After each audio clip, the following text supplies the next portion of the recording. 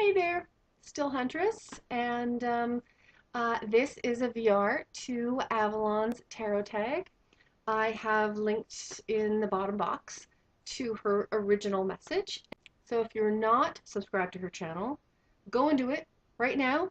If you have any interest in tarot whatsoever, you're crazy not to be already subscribed. So I'm going to, I've written it in my little tarot book here, all of her questions. And so I'm going to have to read because there's 28 questions. And hopefully I don't miss any of them. So the first one. What initially drew you to tarot and how old were you? Um,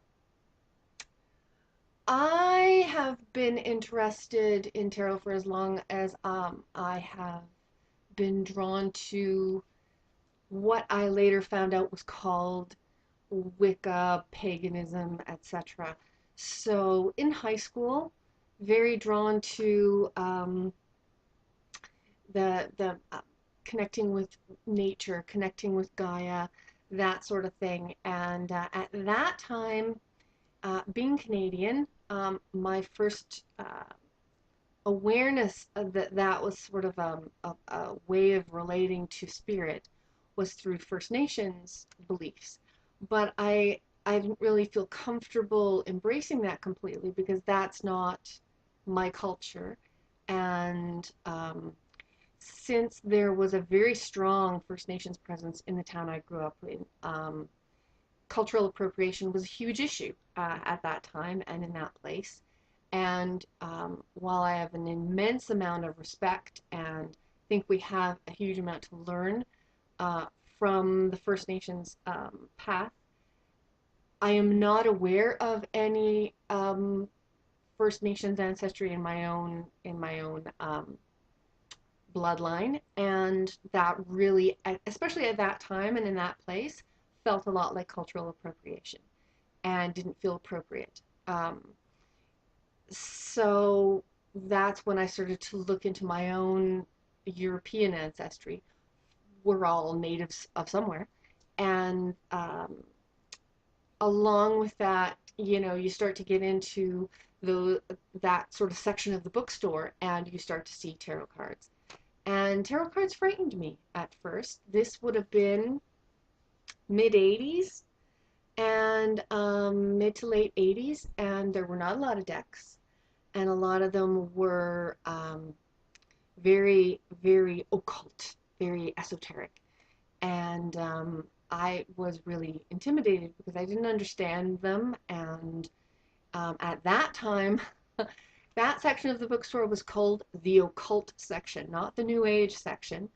And you sort of looked around to make sure there wasn't anybody you knew seeing you looking at that bookshelf. And because it was, at least where I lived, sort of, yeah, you didn't want to be seen. The one New Age bookstore that was in town that was a New Age shop, they kept all of their bags blank so that you could buy something and walk down the street. Nobody knew you'd been to their store. They were smart. Um, so that was very intimidating, and it wasn't until I was working in a bookstore, probably my first year in college, so it would have been 89, that I encountered the Robin Wood deck, and I still have it. Oh, that is the deck I bought. And that was it. I was in love. It's beautiful. I've got several videos on my channel showing the cards and everything else, if anybody's curious about what it looks like. And the imagery was just so bright and open and joyful and was really coinciding with what I was finding in Wicca at that time, and opened up a whole new realm. So I would have been 19. So yeah, that was my tarot. Let's see, Rider-Waite-Smith or Thoth. I have no familiarity with the Thoth system at all. So Rider-Waite-Smith by default. What kind of reader are you? Uh, I was playing around with a lot of different spreads when I first got my deck, and nothing really resonated for me. And then I got a little bit of instruction from someone that I immensely respected that had done readings for me, rune readings for me before, and had conducted a firewalk that I did. And she taught me a 4/4 spread, 4 cards over 4 cards. And that's the spread I have used ever since. Once in a blue moon, usually when I'm reading for myself, I do a 3 card draw. But when I'm reading for other people, it's 4/4. And that's it. And what I love about this setup is it's not too many cards, but there's enough to be a substantive reading. And none of the positions have an assigned role. With something like the Celtic spread, it's like this card is the querent, and this card represents the past. With 4/4, it's just 4 cards.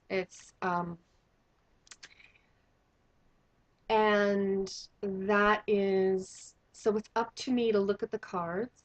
I know what the cards mean. I know what the cards mean to me over several years of working with them. But as my teacher once said, she said, sometimes you're going to look at a card and it's going to look very authoritarian and very controlling. And she said, and other times you're going to look at a card and it's going to look very fatherly and very warm and very protective. And you just have to go with that. You have to go with that instinct. And so sometimes when I do a 4/4, the row of top cards seem to be growing out of the bottom card. The what card is above what card seems to be a development. Other times when I read it, the 2 at one end and the 2 at the other end obviously seem like bookends. And then the 4 in the middle are some issue, something that's going on. That sometimes it seems like past and moving into to a direction, and I just kind of go with that. So it is a spread, and it's a structure, and I know how what the cards are supposed to be, but that's a jumping off point. So, do you use tarot for path working, etc., etc.? Yeah.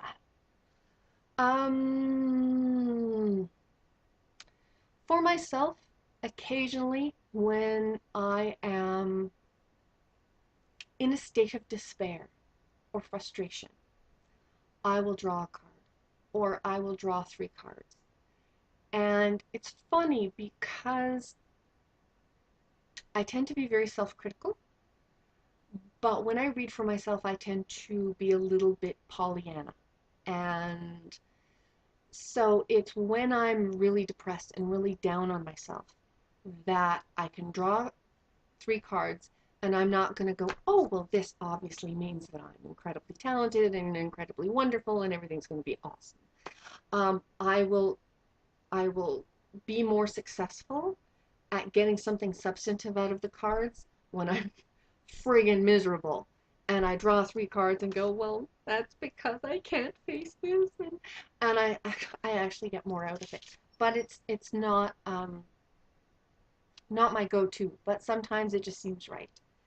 Um, do you do daily draws? No, no. Um, because I find for the same reason that I don't do uh, weekly astrology things, or I have a tendency to mull over things too much. I obsess over things too much.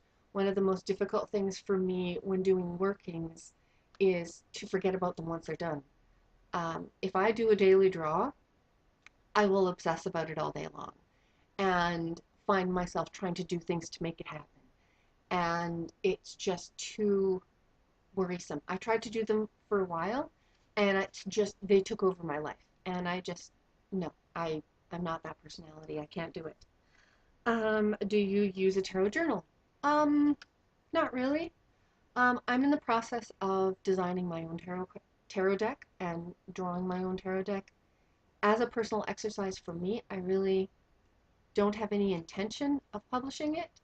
Um, I realize there's a couple of websites where you can get your deck printed.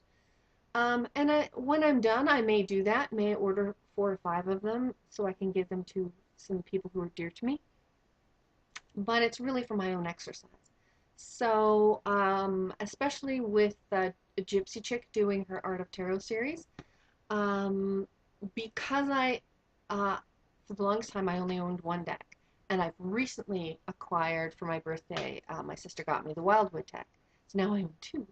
I didn't really understand the full breadth of symbolism that can be out there for the same card.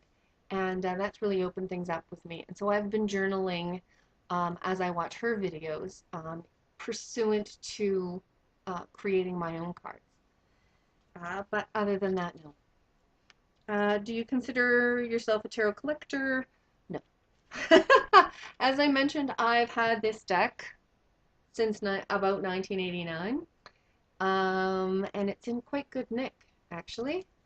Um, None of them are bent, none of them are marked. Um, I keep very, very good care of my cards. I wrap them, and I don't like them looking dog-eared or anything. But no, that's the only one. I mentioned this. I actually just did a video response to one of Gypsy Chick's to her tower card. And I had mentioned in a response to Rory Rants a while back that until recently I always regarded tarot as like a toaster. And why would you own 2 toasters? And I'm just now getting it with Gypsy Chick's videos. Um, how do you bond with your deck? I don't know. I use it, play with it, mess around with it. I don't have any sort of ritualized process. It doesn't have that kind of,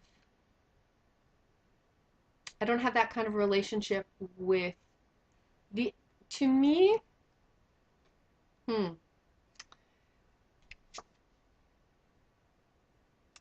to me, the sentient universe is determining which cards come up when I do a reading.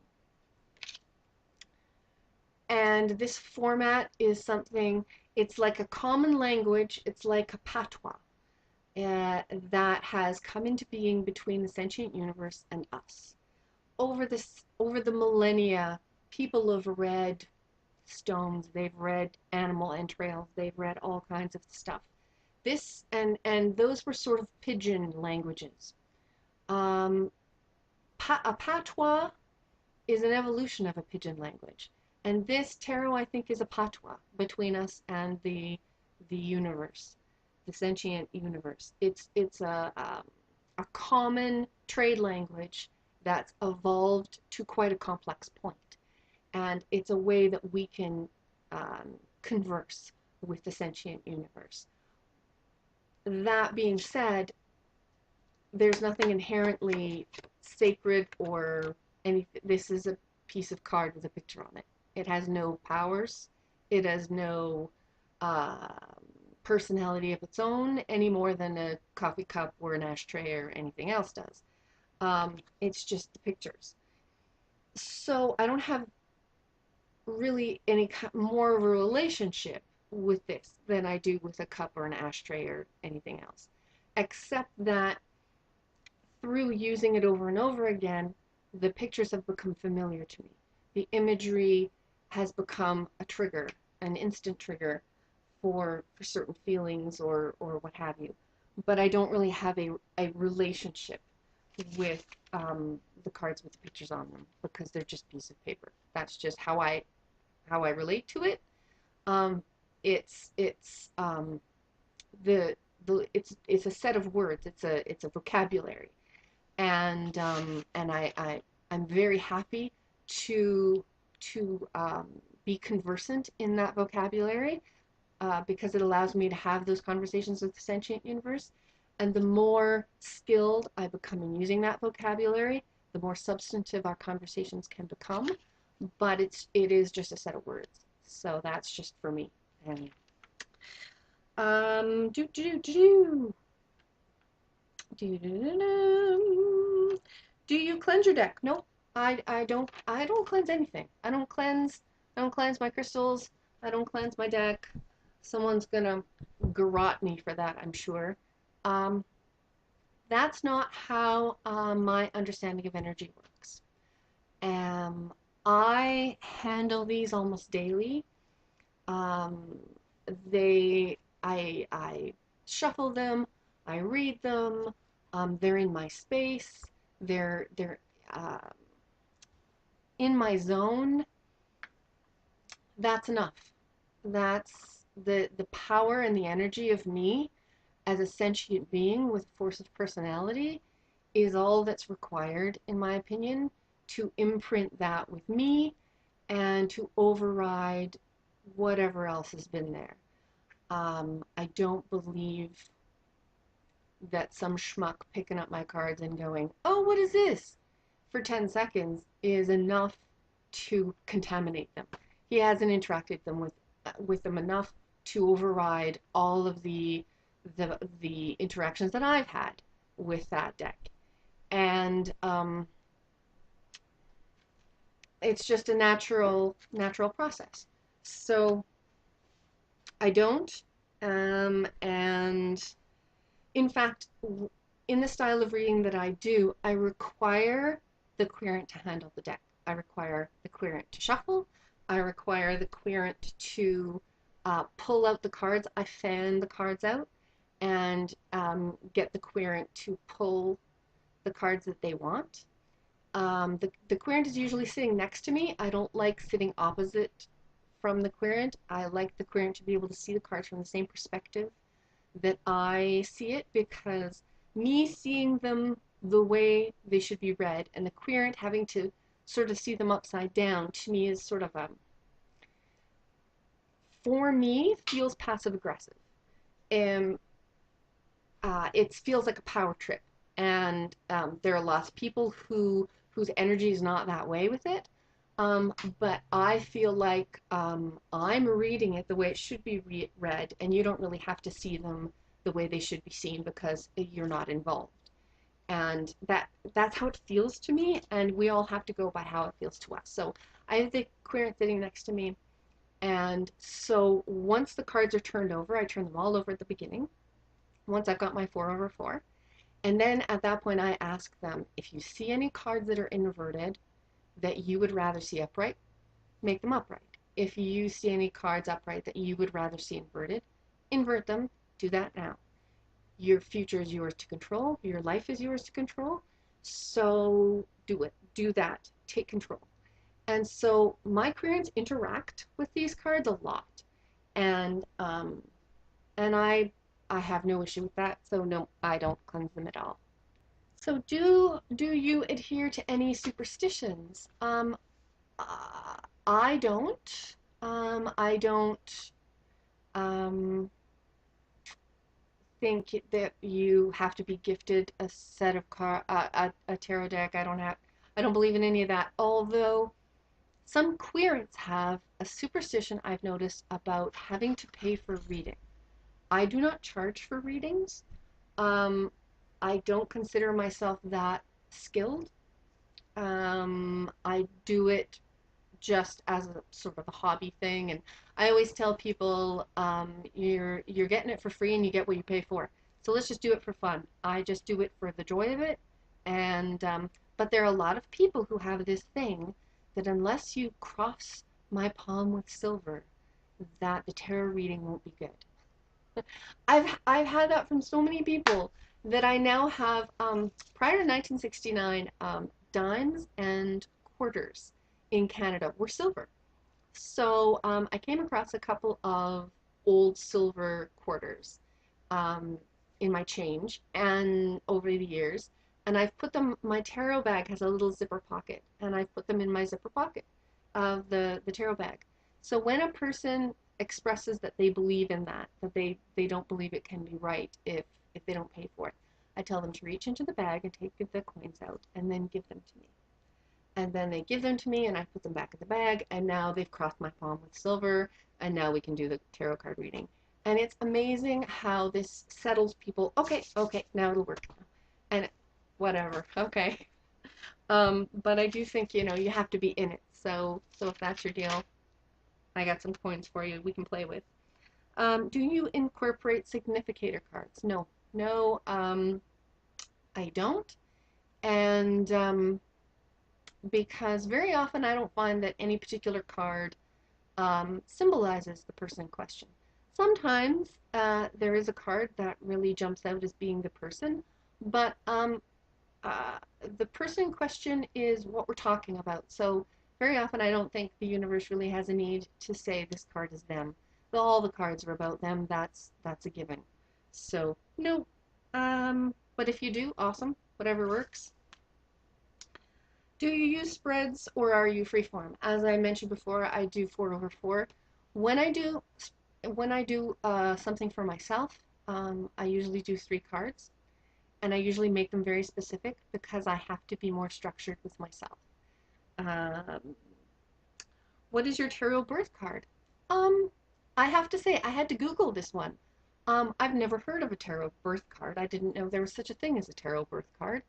And so I had no clue. So I Googled that and I found various websites.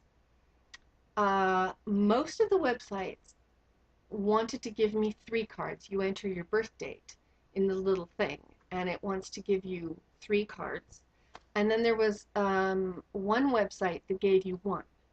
So interestingly, all the websites that I could find that gave you 3 cards all gave me the same 3 cards, which was the Sun, Wheel of Fortune, and the Magician, in that order. And the website that gave me just 1 card was the Two of Cups. So that's interesting. I don't feel any particular connection with the Sun card, the Wheel of Fortune, or the Magician. Um, I've always felt more connected in my practice with the Sun than with the Moon.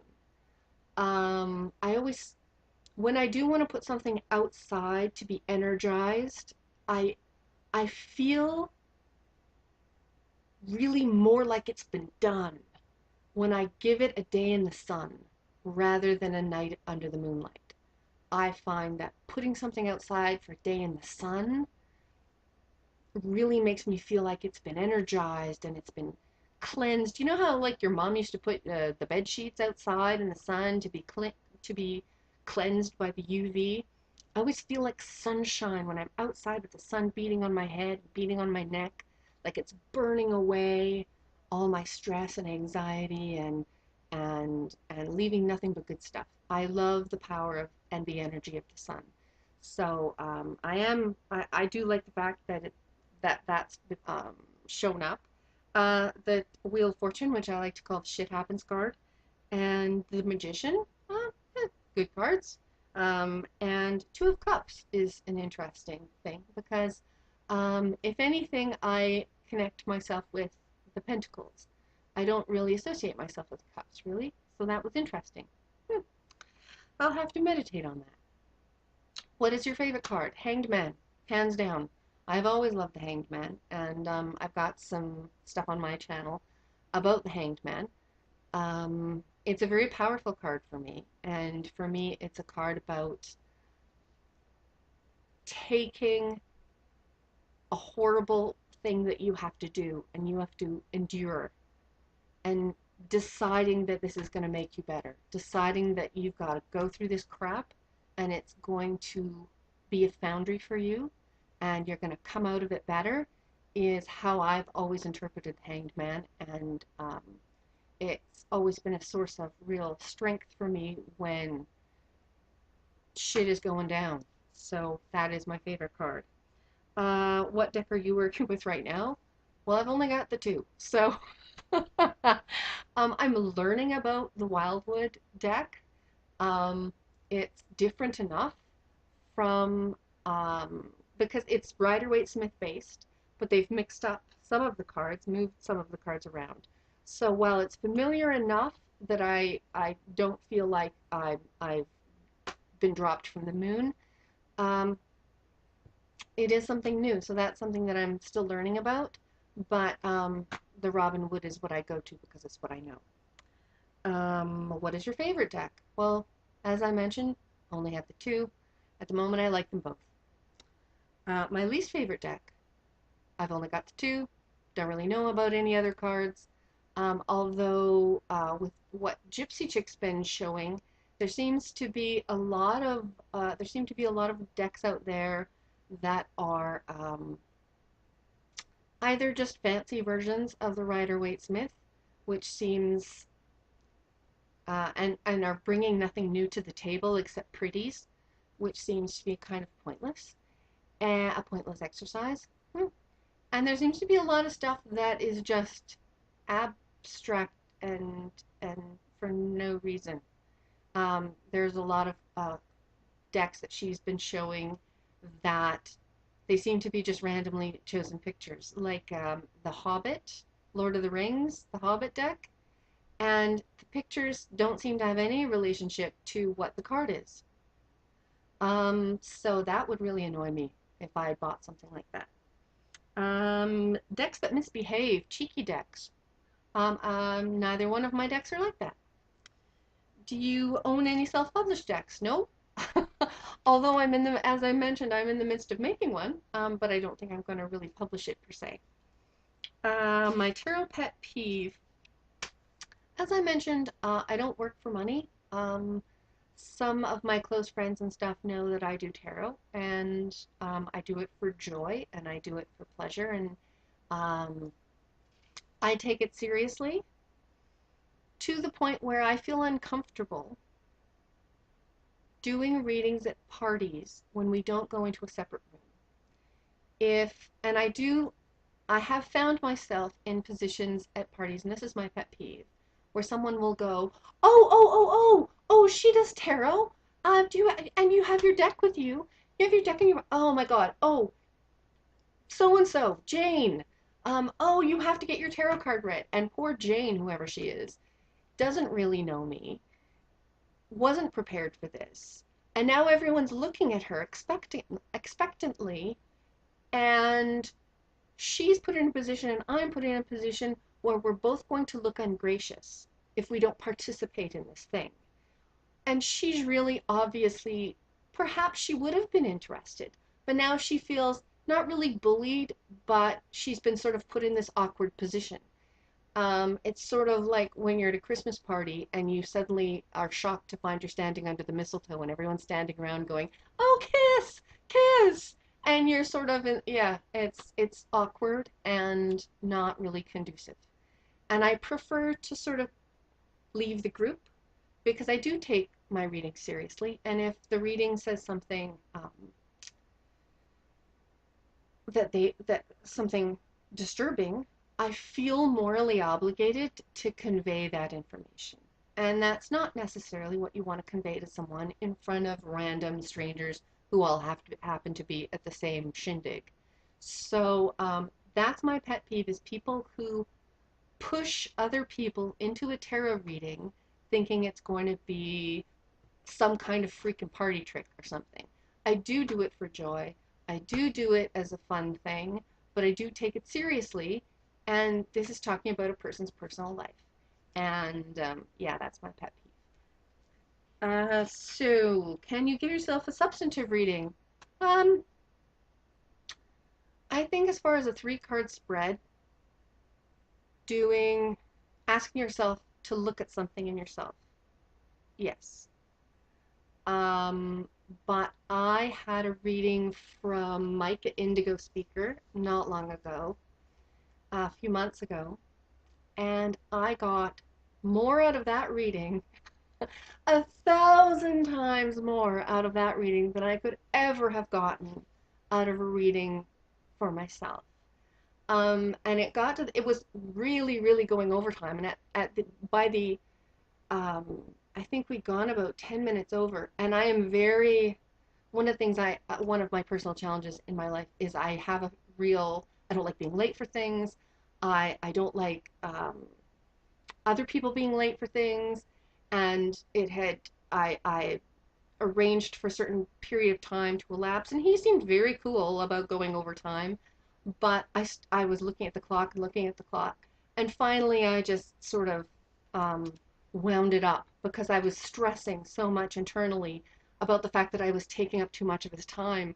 And what's ironic is when I go back and look at the notes I took about that reading, it was one of the things he was mentioning to me about that I worry too much about that crap, and I don't go with the flow with things very often, and so yeah, I made his point for him on that one. So there was a lot. Yeah, I totally agree with Avalon on what she says about therapists have a therapist, and tarot readers should go to somebody else for a substantive reading because yeah, I got way more out of that than I ever could have reading for myself. Um, Numerology, Kabbalah, etc., etc. No.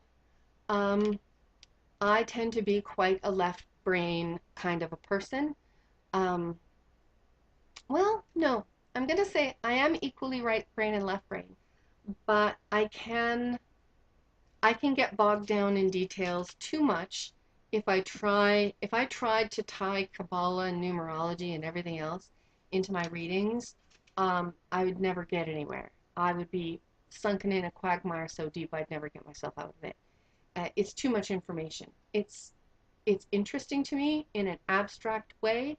If there was a documentary on television um, that went into it, or a lecture that I could watch on YouTube, or a book about it that I could get that wasn't completely over my head, because I don't really know a lot about Kabbalah and numerology.